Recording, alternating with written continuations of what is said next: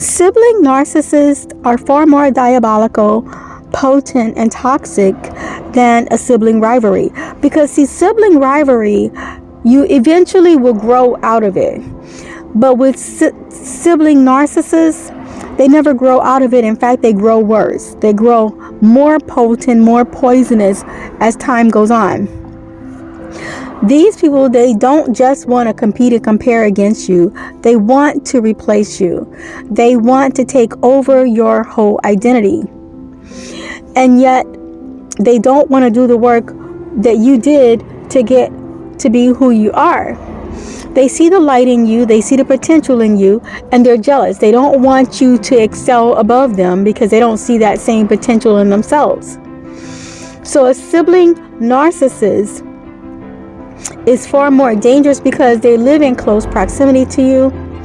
They're better able to study case you. They're better able to turn the family dynamic against you and wield that power against you to try to break you down and try to destroy you, or try to get you to cave in on yourself and destroy yourself. Or even worse, they know how to work people against you to try to destroy you. So dealing with a sibling narcissist, they have an advantage that outside narcissists don't have, because they're on the inside. They're in the inner circle. They're able to get information on you and to see things about you that others may not have access to you to see and to get on you. And they can use it against you. So dealing with a sibling narcissist, you can't trust in the whole family dynamic and family being there for you. It just doesn't work in this case. They have the family on their side. You're the one who's on the outside. And when you're dealing with a younger sibling narcissist, it's more layered. It's more toxic, because then that person uses their age against you. They will use it against you in a worse way than an older sibling could, because now they're the baby and they can throw that in your face, and you as the older sister needs to be there for them and look out for them, and you're not being a good older sister when you're not looking out for them. And so they make you feel obligated to be in there for them, even though this sister, I'm only a year older than. We're only a year apart. But yet, they would treat me like I need to look out for my younger sibling. And I needed somebody to look out for me because I'm only a year different. So this is something that they would leverage. And it's very embarrassing to mention that, oh, your younger sibling is being toxic against you. But the fact is, it's not just that younger sibling, it's the whole family dynamic. They have the family on their side, whereas you're on the outside. So you're basically outnumbered. And this sibling is using this situation against you. So it's difficult to explain to someone who's on the outside that you're outnumbered, even though this is a younger sibling. They're not operating alone. They have the backing of the family that you don't have. And so they know how to poison a family against you. They know how to poison society against you, because society will look down on you for not being there for your younger sibling. They know how to poison your friends against you. They've got the goods on you. They know just what to say and how to say it in the most subtle of ways to then put some bad impression of you in your friend's mind, and now that person no longer wants to be your friend.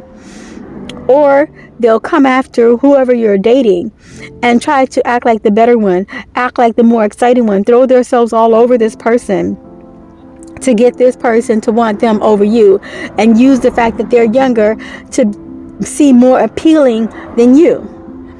So dealing with a toxic younger sibling is very diabolical, very convoluted. It is very toxic. And this is why so many females are now emerging as toxic and narcissistic on the job. They're very problematic on the job. But yet, people don't see it right away because they want to play the victim, and they know how to do it so well. They know how to throw stones and hide their hands. And they know how to play the younger person victim, and this older person is being mean to them. That's not always the case. In most cases that I've seen, it's the younger females on the job who are the narcissists and who have everybody worked around their finger. And they're attacking the ones who are trying to do the work legitimately. So with my younger sibling, she knew how to work the family against me. She knew how to work people in society against me. She even tried to sabotage my job by sending chain letters to my job. And if you don't know this many people, you don't have this many friends to say this positive thing to, then there was this backlash against you for not having this many friends to send this positive quote to. Then there's the fact that when you're there for your sibling, they will often drain you down so much till you don't have the energy for anything else. Then they want to shame you for not having energy for doing anything else. They want to shame you for not having the energy to go out and hang out as much as they're able to, and make you feel like, well, you just don't know how to live, and you don't know how to have fun, and you're not as outgoing as they are, even though your energy was expended being there for this person. They'll turn around and act like you still should be able to have energy for everything else. Well, no, you don't. You're a human being. You need to recover. There are different variations of narcissism within sibling narcissists. It's like with my younger sibling, because she knew how to work the family against me and work the family around her finger, she was more overt about her narcissism. In many cases, she would convince people that I deserved this mean treatment that she was ditching out to me. She would attack my character in such a way that she felt comfortable and justified in being abusive to me in the front of others. Whereas my older sibling, she was more covert. She would appear more kind, talk like she's the good sister, and she's not as bad as the younger sister. And she would come across like the neutral one, but yet she was just as narcissistic and just as toxic. She convinced me to co-sign a loan for her because she wanted to go to school. Well, when it came down to her repaying me, she never wanted to repay me. She would avoid the discussion. She would give me this cold energy, and then it was the same kind of cold energy that my younger sister was giving me anytime my younger sister just wanted to show rejection to me. So it took me some time to realize that, hey, both of them are being narcissistic. I really just saw it as the younger one for the longest time because she was so over the top with it. But both of them were narcissistic, and both of them would take from me and never get back or give me the cold shoulder if I tried to even bring the topic up. So yeah, when you're dealing with sibling narcissists, there's different variations. There's the good narcissist and the bad narcissist, but it's all toxic and it's all wrong and damaging. So when you're dealing with sibling narcissists, it's not something that they grow out of. It's something that they grow worse in. Even as adults, they're still vindictive and sabotaging and manipulative against you because it's not enough. They cannot stand you having anything in life.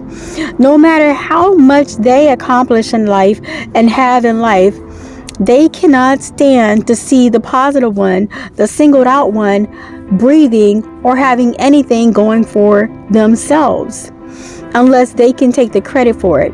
See, the narcissists, they only want to appreciate you when they can take the credit for it.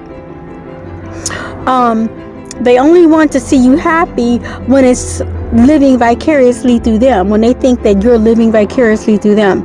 They never want you to be happy over who you are and what you've accomplished and what you've done for others. They don't want you to see the good in yourself or acknowledge that you're a good person for the good that you've done.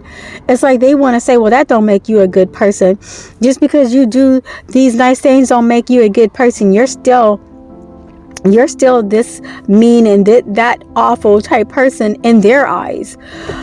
But when they do any small kind gesture for anyone, they want the world to know about it. They want rainbows and sunshines. They want a parade about it. But when I do any good thing, then they try to downcast it. They have to downcast any good positive thing I do. Even if others can see the good, then they want to get the others to turn against me the way they have, and they want to find a way to say, well, she could have did more and she could have did this differently or that differently, to be hypercritical over anything that I do. A sibling narcissist, they never grow out of being a sibling narcissist.